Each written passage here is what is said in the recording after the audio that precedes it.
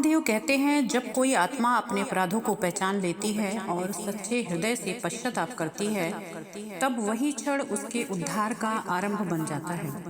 आज की कथा महाशिव पुराण के विद्वेश्वर संहिता के अध्याय 4 और 5 से ली गई है और यह कहानी है चंचुला नाम की एक स्त्री की, जो अपने पापों का बोध पाकर भगवान शिव की शरण में आने का साहस करती है। महादेव कहते हैं, कथा केवल शब्द नहीं होती, वह आत्मा को मोक्ष तक ले जाने वाला सेतु है। जो श्रद्धा से सुनता है वह अपने समस्त पापों से मुक्त होकर मेरे धाम को प्राप्त करता है। स्वागत है आप सभी का इनर पीस रिवर में, जहां हर शब्द शिव की चेतना से प्रवाहित होता है। शिव कथा की दिव्यता, जो न केवल आत्मा को शुद्ध करती है बल्कि मुक्ति का मार्ग भी प्रशस्त करती है। सूत जी कहते हैं कि हे साधुजनों, जब ब्राह्मण देवता ने चंचुला को शिव पुराण की कथा सुनाई तो उसके भीतर गहरी पश्चाताप की भावना जाग उठी। उसने अपने जीवन के पापों को स्वीकार किया और पूरी निष्ठा से भगवान शिव की शरण में चली गई। ब्राह्मण बोले, हे देवी, तुम भाग्यशाली हो कि शिव कृपा से तुम्हारे भीतर वैराग्य जाग उठा है। अब तुम भय मत करो, क्योंकि जो पश्चाताप करता है वही सच में पवित्र होता है।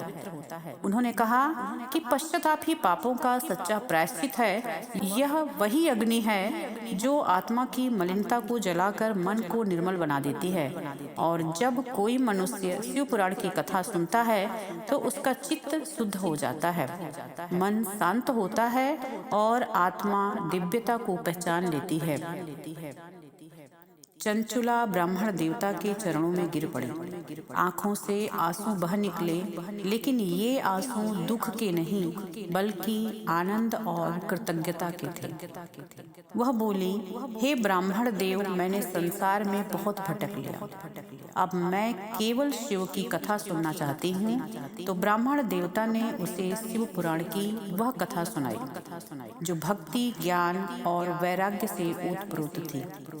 उस कथा को सुनते सुनते चंचुला का मन निर्मल हो गया, उसका चित्त शिवमय हो उठा। वह हर क्षण भगवान शंकर के सगुण और निर्गुण स्वरूप का ध्यान करने लगी। समय आया और जब उसके जीवन का अंत समीप था तो बिना किसी पीड़ा के उसने शरीर त्याग दिया। उस क्षण आकाश से एक दिव्य विमान उतरा जो शिव गणों से सुसज्जित था। वह विमान चंचुला को लेकर शिवपुरी पहुंचा।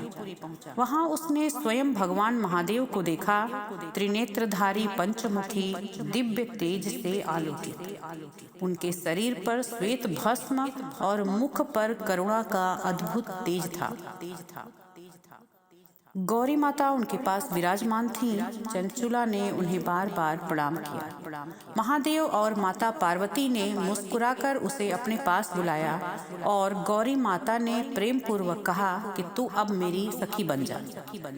और इस प्रकार चंचुला शिव धाम में माता उमा की सखी बनकर सदा के लिए आनंद में विलीन हो गई। और यही है पश्चाताप की शक्ति, जो पतन से उठाकर मुक्ति तक ले जाती है।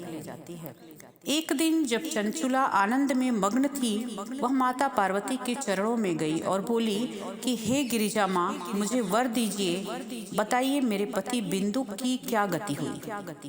माँ गौरी ने कहा कि हे चंचुला, तुम्हारा पति बिंदु अत्यंत पापी था। वह वैश्याओं में आसक्त रहता, नित्य कर्म छोड़ चुका था और दूसरों को कष्ट पहुंचाता था। मृत्यु के पश्चात वह नरक में गिरा और अब विंध्याचल पर्वत पर पिशाच योनि में भटक रहा है। यह सुनकर चंचुला व्याकुल हो उठी।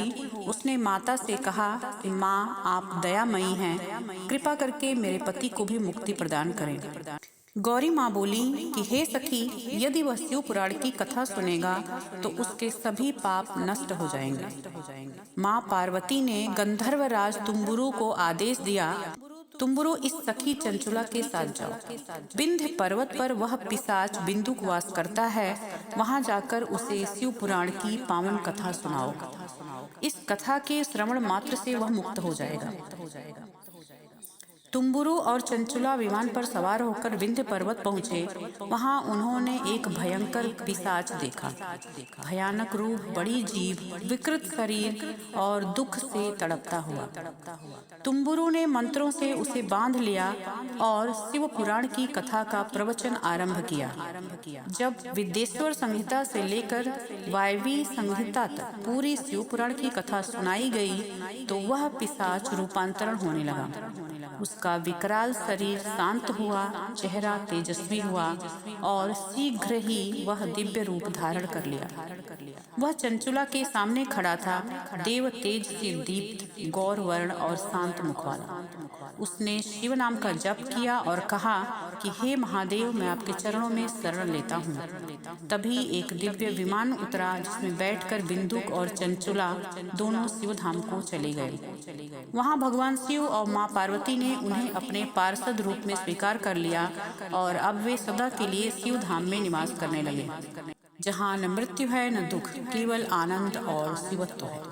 और इस प्रकार शिव पुराण का यह संदेश हमें सिखाता है कि पश्चाताप ही मुक्ति का द्वार है और शिव कथा का श्रवण ही सबसे बड़ा पुण्य है। जो भी हृदय से शिव कथा सुनता है उसके भीतर का अंधकार मिट जाता है और वहाँ केवल प्रकाश ही प्रकाश रह जाता है। अगर आपको इस कथा से कुछ अनुभूति हुई हो तो इस ऊर्जा को फैलाइए, लाइक करें, शेयर करें और इनर पीस रिवर से जुड़े रहें। मिलते हैं अगली एपिसोड में। तब तक के लिए हर हर महादेव। ओम नमः शिवाय।